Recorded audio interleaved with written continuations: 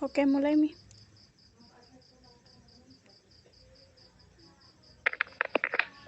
Bismillahirrahmanirrahim. Assalamualaikum warahmatullahi wabarakatuh. Waalaikumsalam warahmatullahi wabarakatuh. Pertama-tama, marilah kita panjatkan puji dan syukur kehadirat Allah Subhanahu wa Ta'ala yang telah memberikan rahmat dan hidayahnya sehingga kita dapat melakukan presentasi pada hari ini.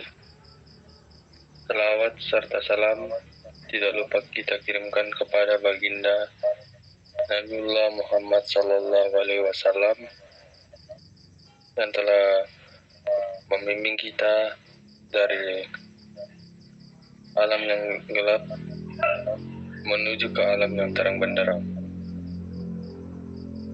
Mengenai presentasi ini, kami selaku kelompok 11 akan menjelaskan materi yang berjudul riba dan bunga bank dan apa sebenarnya implikasinya bagi perekonomian. Kelompok 11 ini beranggotakan saya, Hadi Muhtadi Mursalin, Danim 240101119, dan teman saya Andi Anis Abdal, Danim 240101120, dan terakhir yaitu Milayana, Danim 240101129. Baik, materi pertama yaitu penjelasan sebenarnya bagaimana itu riba. Pada slide ini akan dijelaskan oleh teman kelompok saya yang bernama Andi Anis Abdal. Kepadanya saya persilahkan.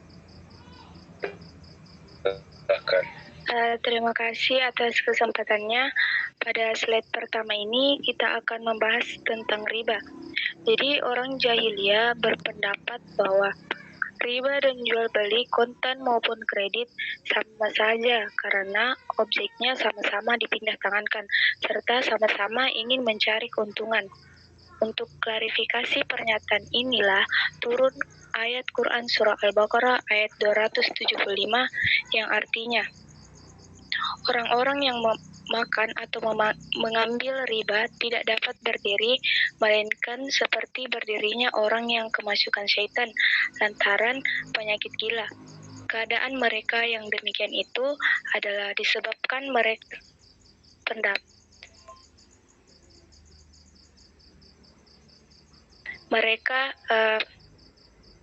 berpendapat sesungguhnya jual beli itu sama dengan riba, padahal Allah telah menghalalkan jual beli dan mengharamkan riba. Orang-orang yang telah sampai kepadanya larangan dari Tuhannya, lalu terus berhenti dari mengambil riba, maka baginya apa yang telah diambilnya dahulu sebelum datang larangan dan urusannya kepada Allah. Orang yang kembali atau mengambil riba, maka orang itu adalah penghuni-penghuni neraka. Mereka kekal di dalamnya. Di slide selanjutnya ada penjelasan tentang tafsir Al-Madinah, Al-Munawwarah, Markaz Ta'zim Al-Quran di bawah pengawasan Syekh Profesor Dr. Imad Zuhair Hafiz, Profesor Fakultas Al-Quran Universitas Islam Madinah. Allah memperingatkan akibat buruk di dunia dan di akhirat dari memakan harta riba, yakni bunga dari hutang piutang atau jual beli.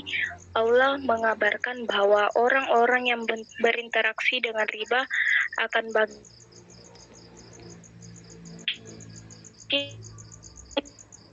dari kubur suka setan. Hal ini akibat perkataan mereka bahwa jual beli sama dengan riba. Keduanya halal, maka Allah membantah mereka dengan menjelaskan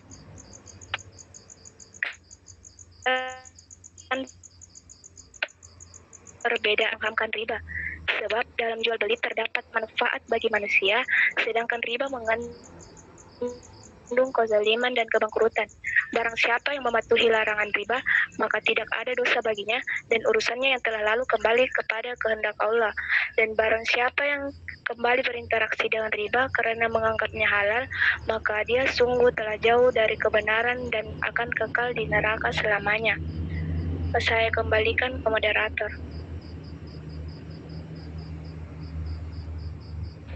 Saya ucapkan terima kasih kepada Andianisa telah menjelaskan penjelasan riba dan tafsir mengenai profesor dari Universitas Madinah.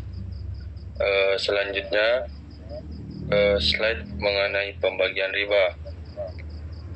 Di sini pembagian riba terbagi atas dua, yaitu riba fadil dan riba nasi'ah. Pada slide ini akan dijelaskan oleh teman kelompok saya yang bernama Milnayana.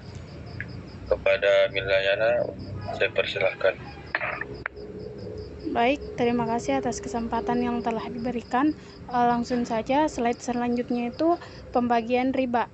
Riba terbagi menjadi dua. Yang pertama itu riba fadil.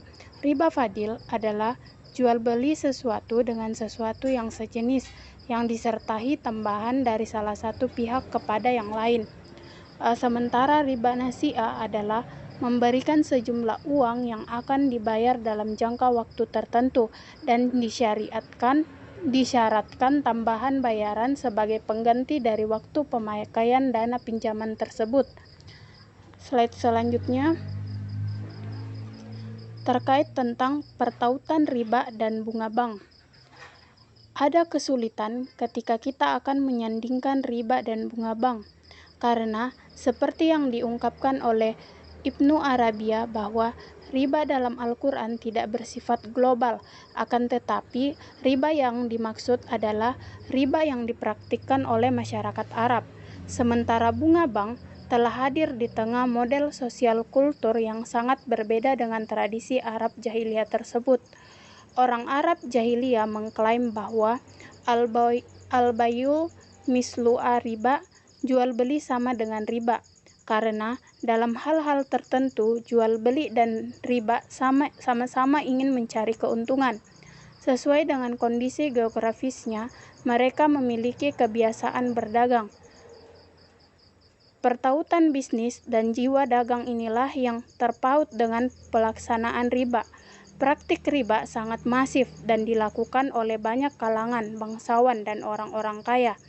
Kehidupan komersial Arab jahiliyah saat itu menampilkan sebuah kondisi di mana orang kaya sebagai pemberi pinjaman semakin kaya dan orang miskin sebagai peminjam menjadi semakin melarat. Sekian dari saya kembalikan kepada moderator.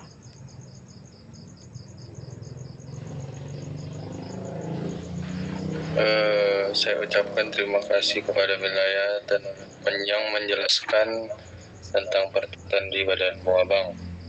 Baik, selanjutnya dijelaskan oleh saya sendiri mengenai hukum riba dan bunga bank konvensional menurut pandangan Islam.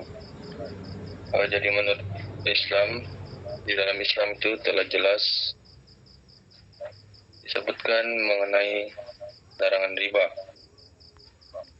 Dalam Al-Quran pada 4 kali penurunan wahyu, baiklah yang diantaranya yaitu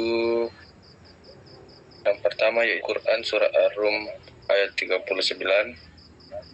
yang kedua yaitu Quran surah An-Nisa ayat 161, yang ketiga Quran surah Al-Imran 30 sampai surah Al-Baqarah ayat 25 sampai dengan 281.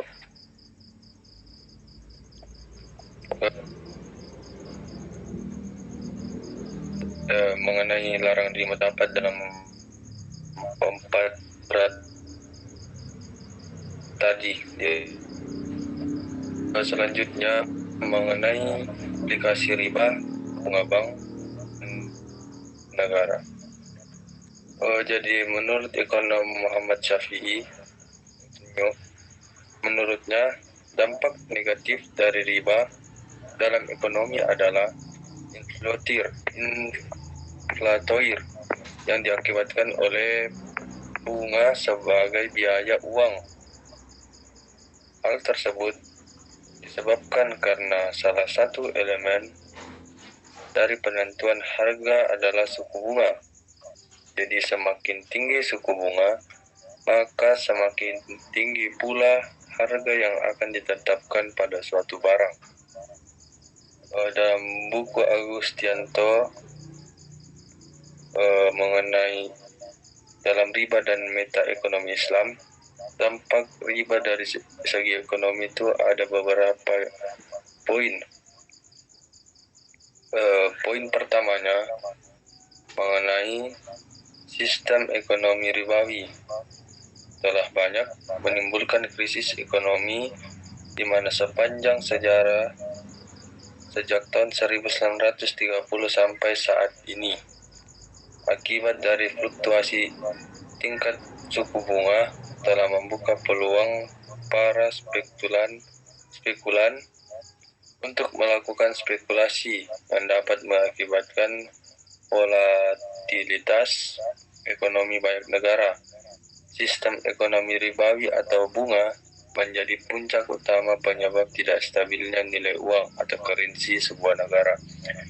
Jadi mungkin bukan cuma sekarang, sejak beberapa tahun, puluhan tahun yang lalu sampai saat ini memang suku bunga itu sangat berpengaruh bagi perekonomian negara. Jadi sistem ribawi tersebut mesti diatur karena memang sangat berpengaruh bagi negara hingga dapat menimbulkan krisis ekonomi di dalam suatu negara. Poin kedua mengenai di bawah sistem ekonomi ribawi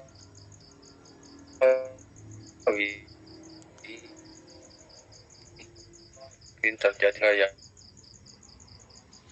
yang kaya semakin kaya dan yang miskin maka semakin miskin. Data dari IMF menunjukkan bagaimana kesenjangan tersebut terjadi sejak tahun 1965 sampai dengan hari ini. Mengenai hal